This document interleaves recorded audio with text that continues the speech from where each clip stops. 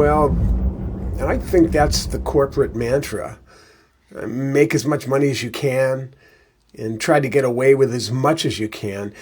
It seems to me that the more I learn about these companies, the more I think like that. I mean, they're not benevolent souls who are trying to do the most to help out. And I'm tired of the rhetoric that, oh, these drivers make $37 an hour. You're full of shit.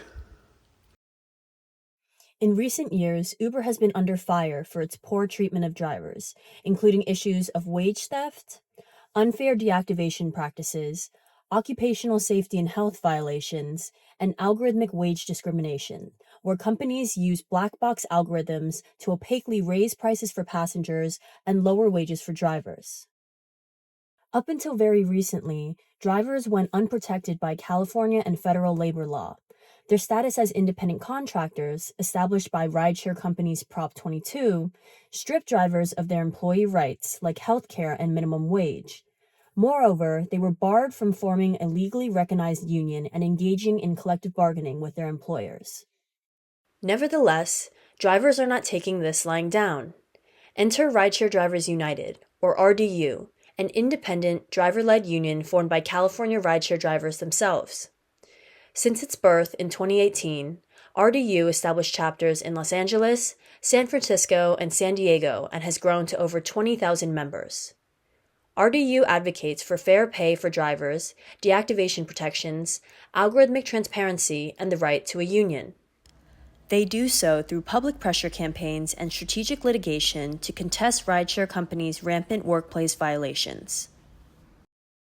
However, RDU doesn't look like a traditional union, which is often associated with industrial workers in the 30s and 40s.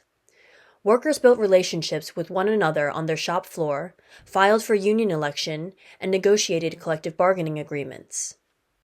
Unlike most workers, drivers do not have a physical shop floor or co-workers in a traditional sense. The nature of rideshare driving physically separates workers to the point where a rideshare driver could avoid ever meeting another rideshare driver if they pleased. Moreover, rideshare drivers had no legal framework to win a union. Given these systemic barriers to unionization, I wondered, what motivates drivers to join unions, and how do they organize?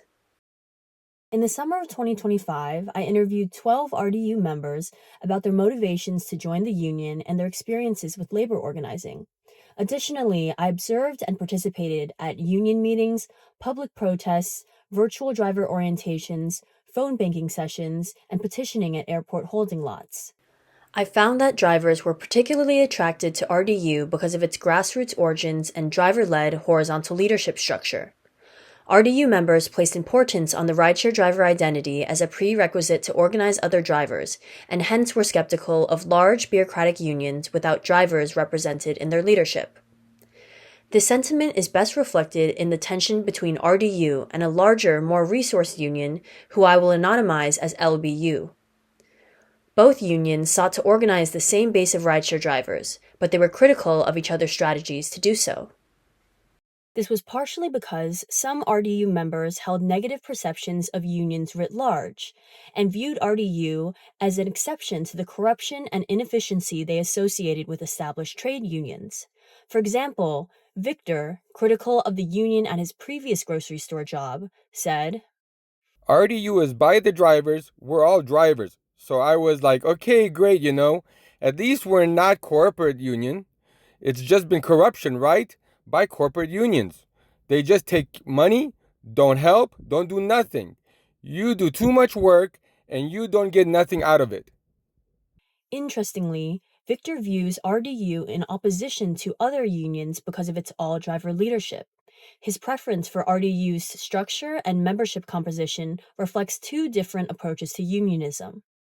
Firstly, he identifies what can be described as mainstream unionism, where large bureaucratic unions use legally recognized collective bargaining to advance working conditions for their members. Mainstream unions collect membership dues and employ staff organizers, researchers, and policy experts who are usually not rank-and-file members. They represent multiple types of workers and, as a result, have significant legislative and lobbying power. LBU, a multinational union with almost 2 million members across the healthcare, property, and public service sectors, is a mainstream union. In contrast, RDU can be classified as an indie union. Indie unions are grassroots labor organizations that are not legally recognized bargaining units by an employer. They are usually smaller in membership and, as a result, have higher worker participation. Indie unions also fill organizing gaps left open by mainstream unions, gaps historically from the exclusion of immigrant workers from trade unionism, and currently from the reluctance of mainstream unions to invest resources into grassroots organizing efforts. RDU structure is highly participatory. All the organizing work, planning protests, recruiting new members, lobbying for legislation, is done by volunteer union members and a single staff organizer. Almost all members are or were rideshare drivers. Consequently, RDU understood the rideshare driver identity as a key qualification for organizing.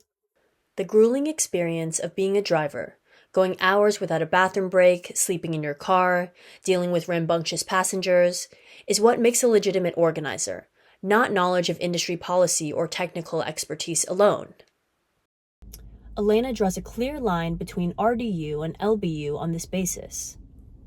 Right now, another union wants to represent rideshare drivers besides Rideshare Drivers United, the one that I belong. But what many people don't understand is the difference between each other. When you are actually a driver, you don't just understand our struggles with your mind, but you will feel it in your heart. You understand the frustration, you understand the indignation, you understand the stress, and you feel the pain that drivers carry every single day. Many of the leader organizers and top directors in other unions have never lived this life. They get paid to do so. They do their job. Other unions, they want power, money, and control. They don't truly know what drivers go through. And if you don't live it, it is hard to fight for it with your whole heart. Because the truth is, no one understands drivers like drivers do. As opposed to workers being brought into the union by a single organizer, RDU members form interpersonal relationships with non-union drivers, recruit them, and train them to recruit others in a process Eric Blanc calls worker-to-worker organizing. The shared rideshare driver identity underscores this process, encouraging drivers to take pride in their work and incorporate their experiential knowledge into their organizing strategy. On a more personal level, Elena expresses that being an organizer also necessitates an emotional connection with other drivers. Actually being part of the workforce one seeks to unionize forges a solidarity not present in staff organizers' relationships with drivers. This feeling of solidarity creates a sense of community founded upon rideshare driver identity, with members describing RDU as a big family and a brotherhood and sisterhood of drivers. RDU's driver-led horizontal leadership structure itself fosters a strong driver identity by legitimizing experiential knowledge as valuable organizing expertise. Essentially, drivers feel integral to the organization because their experience and issues are reflected in RDU's leadership and demands. The American labor movement is at a critical juncture. In recent years, public approval for labor unions has climbed to 65%, and almost half of all American workers would join a union if they could. Higher union density is correlated with lower income inequality and higher democratic participation. Yet, only 6% of private sector workers are unionized. Of course, there are extensive systemic barriers to unionization, but we must also look internally and interrogate the efficacy of the mainstream labor movement. RDU is a case study of alternative forms of unionism that speak perhaps better to the needs of workers than the mainstream union model does. Workers are attracted to unions where their experiential knowledge is valued and they feel represented within democratic horizontal leadership structures.